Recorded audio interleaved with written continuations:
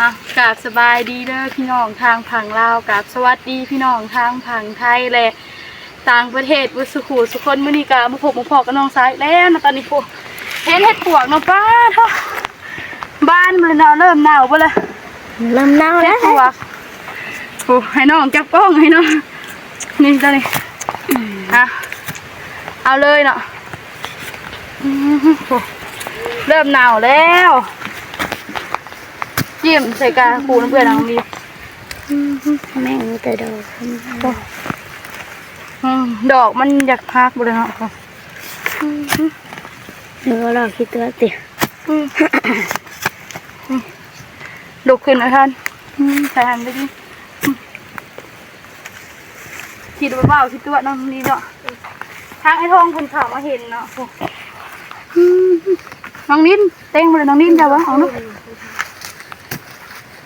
อย่าวางเต็งเลยทางหลังข้างข้างเห็นดอกบ้านเลยนี่ป้าหนาวเลยเนาะค่ะจีบอะไรน้องดินจัดจ้ะ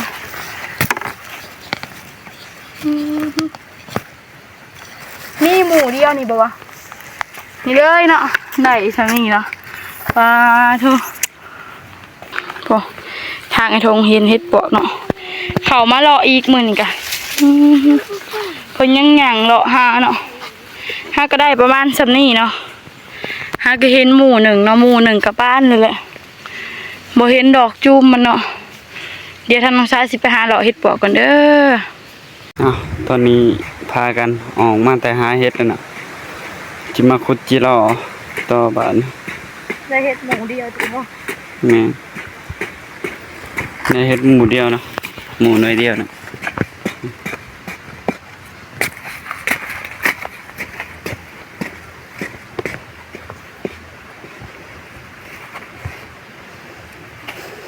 ถึงเลยครับนี่จิรอเริ่มใหญ่แล้วก็ไม่ติด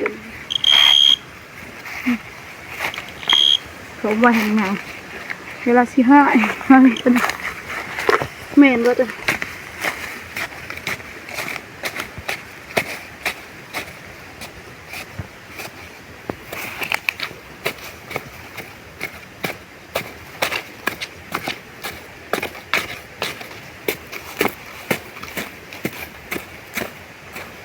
เติมแล้วเดี๋ยวเราลงเลยใช่เติมมายันมือเดะออกมาเลยยันมือเดี๋ยวนี่ตัวใหญ่ขนาดเท่าเนาะ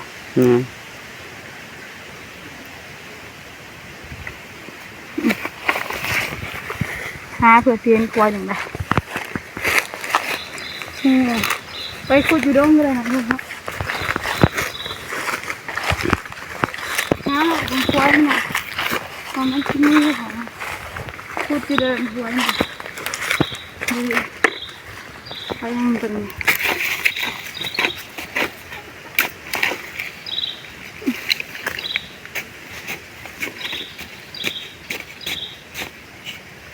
เดี๋ยวเข้ามา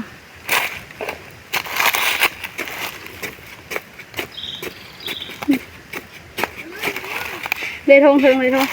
ได้ถึงเลยถึงไว้นะเดี๋ยว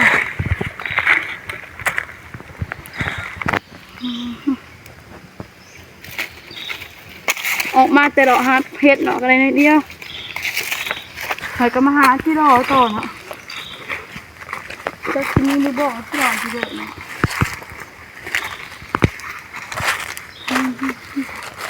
ดอกเฮ้ย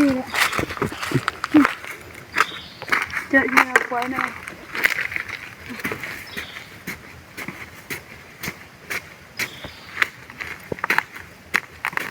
มาเลยทำทุนมาเลย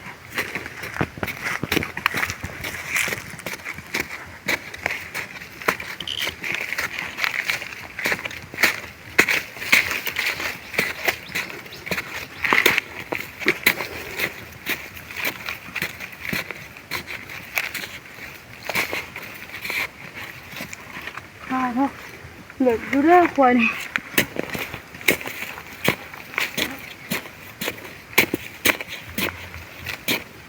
เ จั่วห้าหล่อไปไกลกว่านี้จะสิได้หลายกว่านี้หน่อยโทใส่หัว แม่น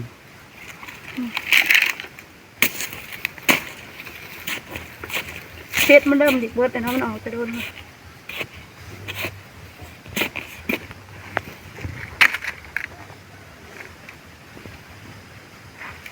เอาหูหายหูหายเลยครับ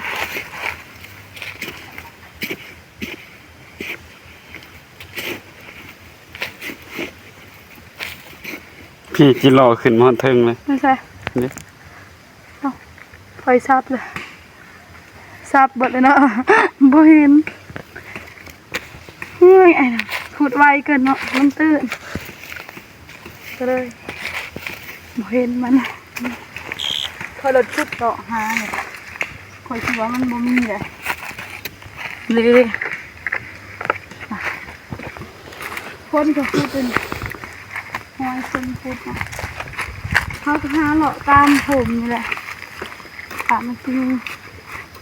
ที่นี่คอยบ่เห็นมันขึ้นมาคอยบ่เห็นมันขึ้นมาไอ้พงที่ อ๋อ ป่ะอย่างเลาะเนาะมาที่นี่สวยดีค่ะออกมาจะหาเห็ดเนี่ยบนหอดเสียงหาหลอกคือที่หลอกก่อนบ่ได้เห็ดไปที่หลอกหวยมันหายากเถอะเด้อ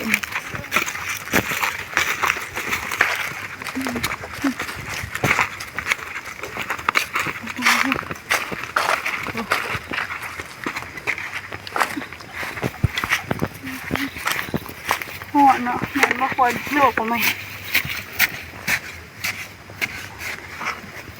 หวยออกได้หน่อยเท่าเนาะแค่นั้นออกทุกคน ลองมึง เห็นหูโป่งเลยหูออกแล้วมันจะเป็นไงมาแบบนี้ไอ้เท่าไอ้เท่า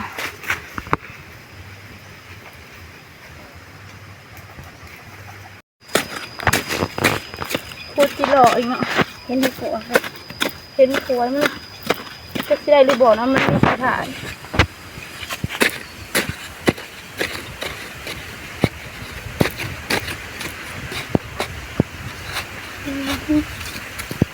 เห็นแล้วหนึ่งโตนี่เท่า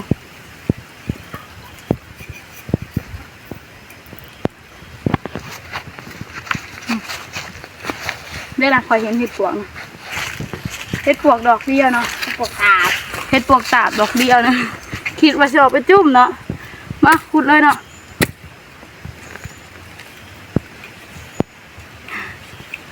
เห็ดปวกตาบดอกเดียวเนาะเห็นกะมาพี่มาขุดจีดอกคอยนี่ปะนะคะ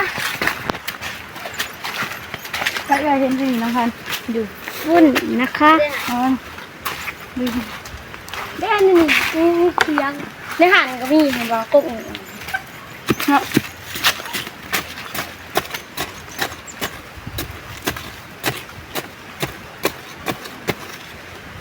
มีบ่ฮู้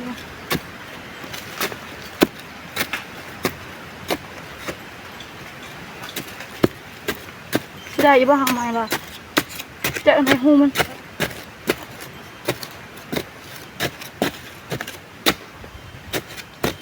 บ่เห็น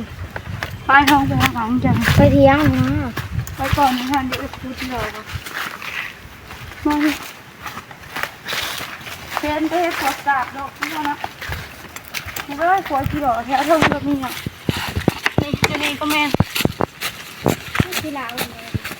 ขี้เข็บ ไม่ใส่ห้อง มันแล่นใส่ตีนจังมึงนี่ นี่นะ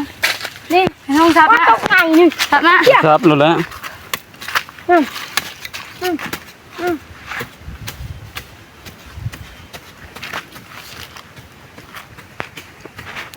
มี แม่นี่มัน มันมีขี้เข็บเลย โมเมนต์สีเก็บมันอยู่นอก ครับเป็นก่อน กินนี่เกือบเนาะสีเก็บตัวใหญ่นะเกือบไปทางน้องซานเกือบแล้ว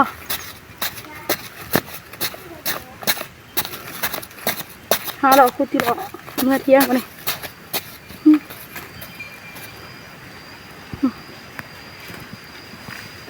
ก่อน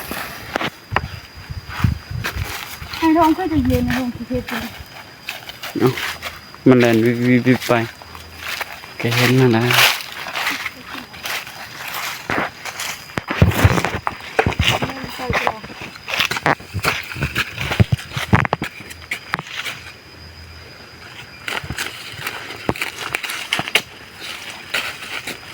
เฮ็ดตัวกับบ่มีแล้วนอนเริ่มเบิดแล้วเมื่อวานนี่จะเจอหมูนึง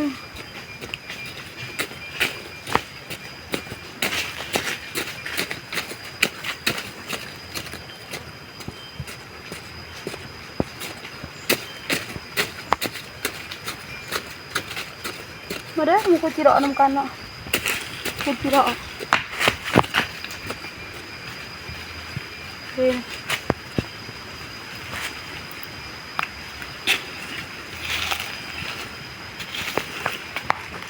แค่เอาเด้อมันก็บ่อยากเข้ามีเนาะให้พวกมันค่อยออกเลยว่าเอามาทีนี้เฮ้ยเนี่ยโอ้คิดตัว ดีมได้เฮ็ดดอก ไปไม่ทันหนึ่งทันไปเอานั่น ดีมได้เฮ็ดดอกหนึ่งได้ใน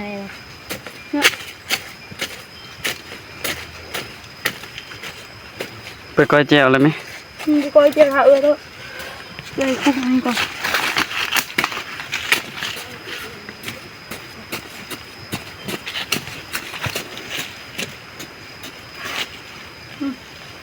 đó đi đỏ nó cụt mưa chèo kim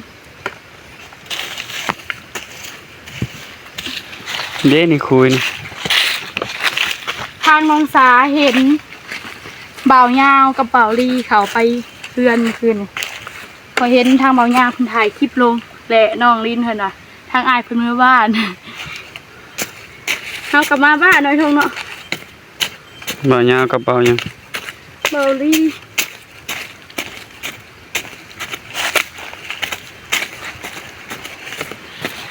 เพิ่นว่าสิมายามเฮาแต่เฮาบ่ได้อยู่เพิ่นก็เลยไปเยี่ยมยามทางสาวเกษามาทางหมู่บ้านเฮาหมู่บ้านไปทงขวยมันน่ะไปคือเป็นคือไปขุดมาเสียดูว่าโตหนอกกัน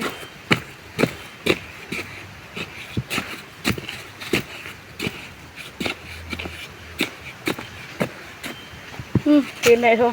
ขุดปีนไปปีนมาเห็นเองนะพวกมุนข้างในนะพวกหัวหายเนาะพยายามขุดปีนไปปีนมาเห็นเองเนาะ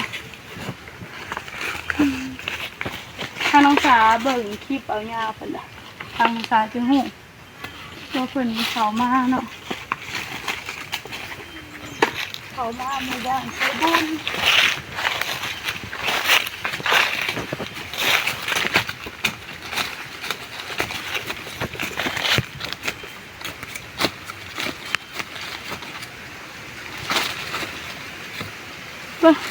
โคกควรเปอร์เซ็นต์ควร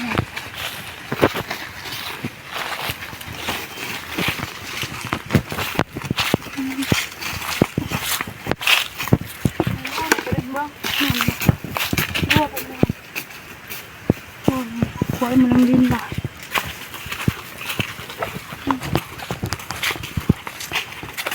เชื่อที่ปลอกที่เจ้าดอกเนาะที่ปลอกกัน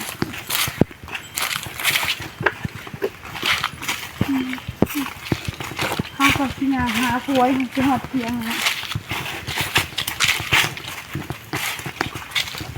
ใส่ไอ้ทงคันบอกอะควายหนึ่งให้เป็นเหนียว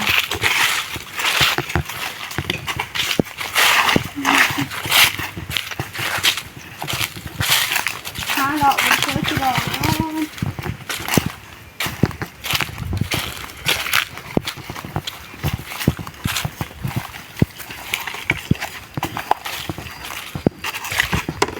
แถวเดิมเห็นบ่มีบ่มีอยู่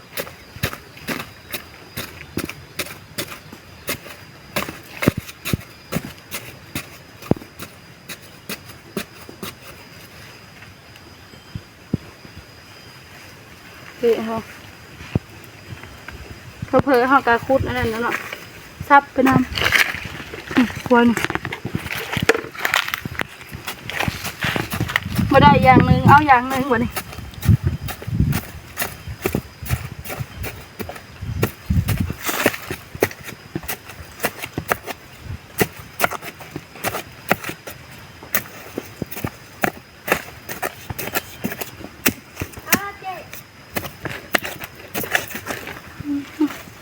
เดี๋ยวอยู่พ่อเนาะค่ะตอนนี้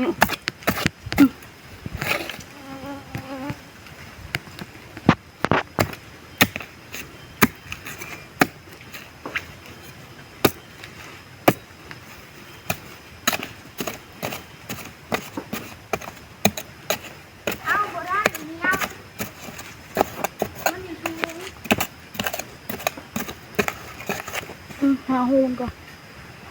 เดี๋ยวดีโทรเห็นแล้วนี่หาจนได้นะทางสากันนี่เห็นแล้วนี่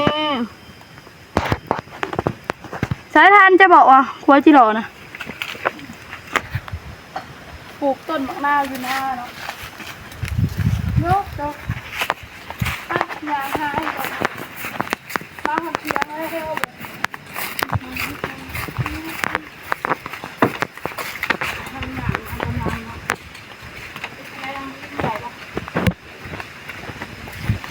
นี่ครัวจิโร่นี่ต้องต้นไม้เดียวเอาเพิ่งว่าจะเอาได้ดูบ่อนะอยู่คนต้นไม้เดินเอาได้อยู่บ่อทอง เอาบ่ได้แล้ว เนาะ กะยามันเนาะ สิให้เบิ่งเนาะว่าสิได้ละฉันได้เนาะจิโร่อันนี้ก็สิเป็นเห็ดปัวของเฮาเนาะปุ่มหมุนบ่ล่ะคือบุป่าบุดงเนาะหมุนเลยเห็ดปัวก็ได้บ่หลายเนาะไอ้โท แม่ หาอยู่หากินตามธรรมชาติได้ฉันได้ก็เอา จิรอ เฮ็ดมันอยากเริ่มหนาวเลยเด้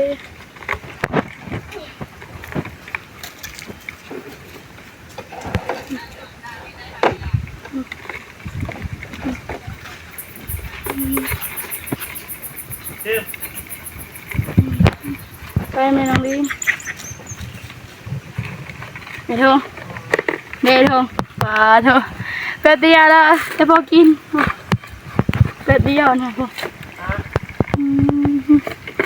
หมวนเนาะทางน้องซากะได้พอกินอยู่เด้อเนาะพุดจะหยอกที่หรอเอาวันนี้ทางน้องซากะสิได้จบคลิปไปเพียงนี้ไปพบกันในคลิปหน้าเด้อกราบพูนขอบคุณทางเมกซีเบอร์สุขุสุคนที่เบิ่งคลิปของน้องซาตั้งแต่ต้นจนจบคลิปบ่ขามโฆษณาทางน้องซาว่าผิดพลาดประการใดก็ต้องขอโทษขออภัยทางเมกซีเบอร์สุขุสุคนทางน้องซาสิขอตัวลาไปเพียงแค่นี้ขอกล่าวคำว่าสบายดีบ๊ายบาย